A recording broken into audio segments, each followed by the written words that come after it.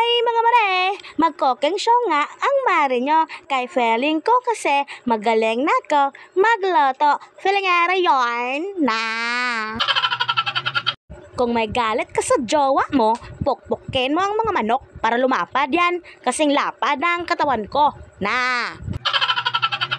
Napakadali nga lang nitong lutuin kahit nakapikit pa kayo.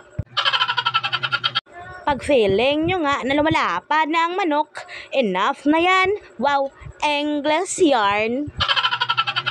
I-quote na natin sa Tasty Boy ang mga manok kay malasa nga ang Tasty Boy. Uy, sana all malasa. Pag napalitadahan mo na ang manok, i-coat naman natin yan sa breadcrumbs kay para crunchy ba. Magpainit na tayo ng manteka sa kawali bago pa uminit ang ulo ko. Medyo malayo nga ako dyan sa kawali kay takot nga ako matalsik ka ng mantika. Ikaw daw matalsik ka ng mantika. Diba masakit? Mas masakit pa sa break up day na. Proceed na tayo dito kay Bunso kay meron nga siyang assignment. Okay, natulak na.